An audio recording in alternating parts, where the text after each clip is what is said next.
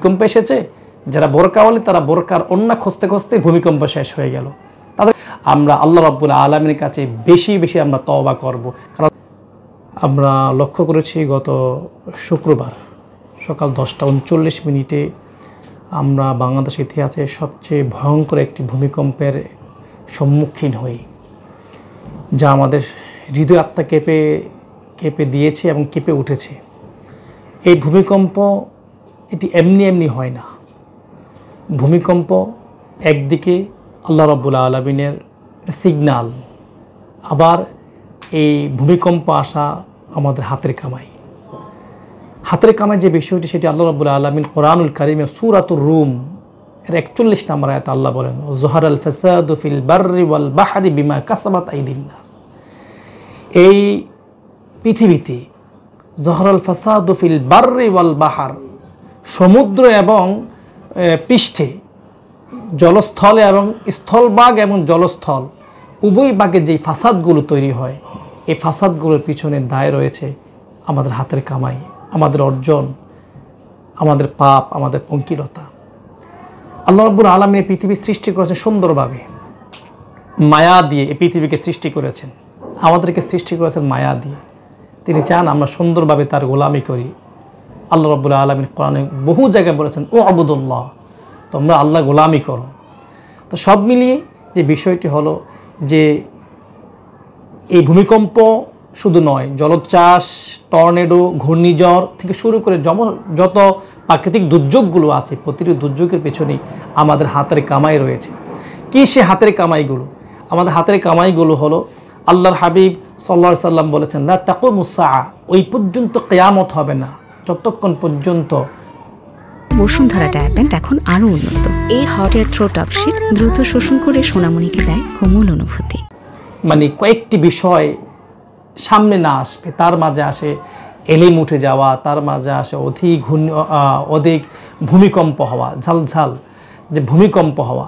তো এই ভূমিকম্পগুলোর মূল কারণ হলো যে এটি আল্লাহ তাআলার পক্ষ থেকে একটি সিগন্যাল, আর সেই সিগন্যালটা হলো আমরা যেন গুনাহ ছেড়ে দিই, আমরা পাপ ছেড়ে দিই। চতুর্দিকে গুনাহ, পাপে সমাজটা ভেসে যাচ্ছে। আমরা আজ পাপকে পাপ মনে করছি না, আজ আমরা পাপকে মনে করছি আধুনিকতা, আজ আমরা পাপকে মনে করছি এটা একটা ফ্যাশন। যে যত বেশি ফ্যাশনেবল হতে পারে, পাপ করতে পারে, তার কাছে তার অবস্থানই সমাজে মনে হচ্ছে বেশি। আমরা দেখেছি সোশ্যাল মিডিয়ায় যে আমাদের ঢাকা বিশ্ববিদ্যালয় থেকে কয়েকজন শিক্ষার্থী বোন আমাদেরকে বলেছেন যে ভূমিকম্প এসেছে, যারা বোরকাওয়ালি তারা বোরকার ওন্না খুঁজতে খুঁজতে ভূমিকম্প শেষ হয়ে গেল।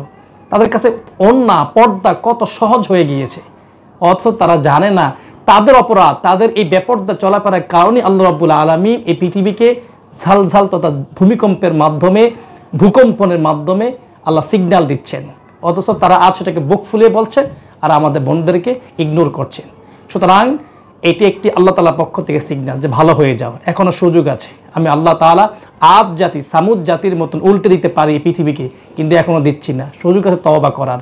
আল্লাহ রাব্বুল আলামিন কোরআনুল কারীমের মাঝে বলেছেন, ইয়া আইয়ুহাল্লাযীনা আমানু তুবু ইলাল্লাহি তাওবাতান নাসুহা, হে ঈমানদারেরা তোমরা আল্লাহর কাছে তওবা করো, তাওবায়ে নাসুহা, প্রকৃত তওবা, যে তওবা করলে বান্দা আর সে কাজটা পরবর্তী সময় করবে না। সম্মানিত ভাইয়েরা, এই জন্য আমরা যে শরীয়ত বিশেষজ্ঞ আছি, আমাদের পক্ষ থেকে গাইডলাইন হলো এই ভূমিকম্প রোধ করার জন্য কয়েকটি পরামর্শ। 1 নাম্বার, দেশীয়ভাবে পরিকল্পনা গ্রহণ করা, সুপরিকল্পিত নগরায়ণ তৈরি করা, এবং ভূমিকম্প যে কারণগুলো হয় সেই কারণগুলো ঢাকা বিশ্ববিদ্যালয় এবং বুয়েটের আমাদের যে বিশেষজ্ঞ মহোদয় প্যানেল বলে, সেই প্যানেল নিয়ে কাজ করা, এটি দেশের পক্ষ থেকে এই কাজগুলো করা দরকার। দ্বিতীয়ত হলো আমরা নাগরিক হিসাবে আমাদের উচিত হলো আমরা যেই কারণে আক্রান্ত হচ্ছি সেই কারণগুলো অ্যাভয়েড করা। তার মাঝে আছে পাপ পঙ্কিলতা ছেড়ে দেওয়া, অন্যায়কে অন্যায় মনে করা, গুনাহকে গুনাহ মনে করা, অশ্লীলতাকে অশ্লীলতা মনে করা, এবং সেখান থেকে সেফ নিজেকে রাখা এবং সেফ থাকা। পাশাপাশি আমাদের যে কাজগুলো করা দরকার সেগুলো হলো আমরা আল্লাহ রাব্বুল আলামিনের কাছে বেশি বেশি আমরা তওবা করব, কারণ তওবাই পারে মানুষকে পঙ্কিলতা পাপ মুক্ত করতে। সুতরাং আমরা তওবা বেশি করব, আর পাশাপাশি হলো আমরা সচেতন হব, সতর্ক থাকব এবং ইসলাম চর্চা করব। আমরা দেখেছি এই শুক্রবারের মিডিয়াতে, আমরা দেখেছি শুক্রবার আমরা যখন ভূমিকম্প হলো, অনেক মিডিয়াতে অনেক সাংবাদিক, অনেক উপস্থাপক, অনেক টকশো যারা করছেন তারা বিভিন্ন কালিমা পড়ছেন লা ইলাহা ইল্লাল্লাহ মুহাম্মাদুর রাসূলুল্লাহ, আবার কেউ বলছেন ও মাই গড, বিভিন্ন ভাষা। এগুলো কেন হচ্ছে? কারণ আবার আমরা যারা শরীয়ত চর্চা করার চেষ্টা করি, আমাদের জবান থেকে অটো চলে আসছে এই ভূমিকম্পের সময় সঠিক দোয়াটি, সেটি হলো আমরা যেটাকে দোয়া ইউনুস হিসাবে আমরা জানি, লা ইলাহা ইল্লা আনতা সুবহানাকা ইন্নী কুনতু মিনাজ জালিমিন।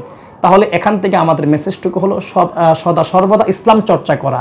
ইসলাম চর্চাই পারে সঠিক সময়ে সঠিক বিষয়টি উপস্থাপন করতে।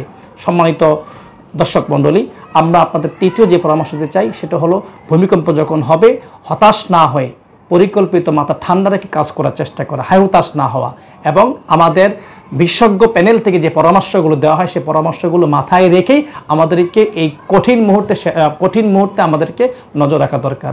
আর বেশি বেশি আল্লাহ তাআলার কাছে ইস্তিগফার করা দরকার।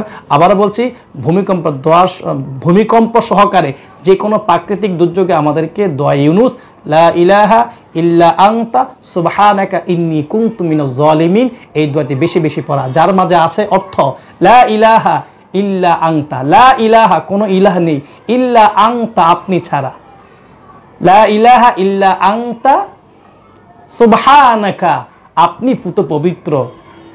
পুত পবিত্র, ইন্নী কুনতু মিনাজ জালিমিন নিশ্চয়ই আমি জালেমদের অন্তর্ভুক্ত, আমি অনেক জুলুম করেছি। আল্লাহ রাব্বুল আলামিনের কাছে আমি নিজেকে যত ছোট করব, মহান আল্লাহ রাব্বুল আলামিন আমাকে তত বেশি বড় করবেন। সুবহানাল্লাহ।